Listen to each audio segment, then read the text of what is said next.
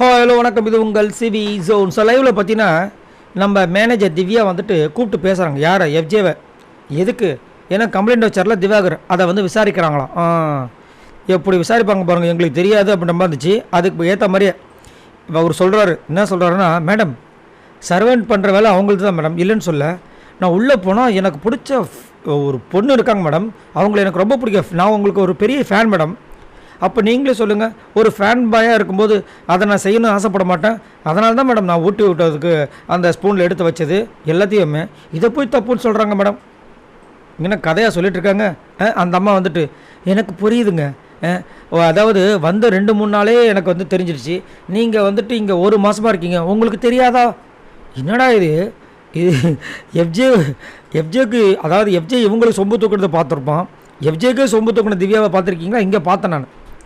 இதில் வேறு வந்து துஷார் வேறு சொல்கிறார். மேடம் நீங்கள் இவ்வளோ சொல்கிறீங்களே, காலையில் வந்துட்டு துஷார் சொல்கிறார், சாரி நம்ம எஃப்ஜே சொல்கிறார். துஷார் வந்துட்டு காலையில் பார்த்தீங்கன்னா இவங்க பிரியங்கா வெளியே போகும்போது அப்படியே கட்டி பிடிச்சி இது பண்ணாங்க, கையில் வந்து முத்தம் கொடுத்தாங்களா என்ன சம்திங் சொன்னார். நான் என்ன கன்னத்திலே முத்தம் கொடுக்க முடியும் அப்படின்னு கேட்குறாரு. இவங்க சிரிக்கிறாங்க. ஓ இப்போ வந்துட்டு ஆளை மாற்றிட்டாரா? யார்? துஷார் வந்துட்டு ஆளை மாற்றிட்டாராம். அப்போனா இவங்க எதை சொல்ல வராங்க? துஷாரம் மரோரம் இருக்கிற விஷயங்களை சொல்ல வராங்க. இப்போ எங்கே போச்சு உங்கள் டிக்னிட்டி, டெக்கரம்? அடுத்தவங்கள முதல்ல இந்த மாதிரி கலாய்க்கிறது தப்பு தானே. அதே மாதிரி என்ன சொன்னாங்கன்னா, ஃபஸ்ட்டு வந்தோடனே அடுத்தவங்களை கலாய்க்கிறது, அதாவது கேப்டன் ஆனவுடனே திவ்யா சொன்னது, அடுத்தவங்களை கலாய்க்கிறது பாடி ஷேமிங் இருக்கவே கூடாதுன்னு. இப்போ நீங்கள் சொல்கிறதுக்கு பேர் என்ன? துஷார் வந்து ஆளை மாற்றிட்டாரான்னு சொல்கிறது. ஸோ என்ன காரணம் அப்படின்னா, துஷார் காலையில் வந்து எதிர்த்து பேசிட்டார், அதனால் அவங்களால தாங்க முடியல. அதுவும் என்னென்னா, ஒரு கிபி ஒரு 20-30 வருஷமாக வந்து சைலண்டாக இருந்த மனுஷன் திடீர்னு பேசினா எப்படி இருக்கும், அந்த மாதிரி இவங்க நினச்சிட்டு இருக்காங்க. ஒரு 3 மாதமாக பேசாமல் இருந்துச்சு குழந்தை. பேசாமல் இல்லை, பேசிட்டு தான் இருந்துச்சு. அது அரோரா கிட்ட மட்டும்தான் பேசுவார். இப்போ தான் என்னன்னு தெரில பேசிட்டார்.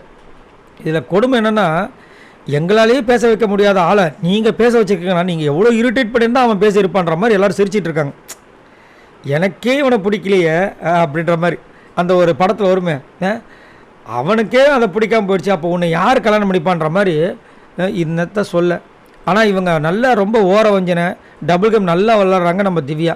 அதுவும் அவங்களுக்கு பிடித்த எஃப்ஜே வந்தாலும் சரி, ரம்யா வந்தாலும் சரி, கனி, பிரவீன்ராஜ், இவங்க சொல்லும்போது தான் இனிக்குது.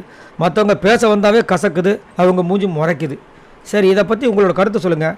எஃப்ஜேக்கு இவ்வளோ சொம்பு தூக்குறாங்களே, இதை பற்றி என்ன நினைக்கிறீங்க? மறக்காமல் கமெண்ட்ஸ் பண்ணுங்கள். பாய் நண்பர்கள்.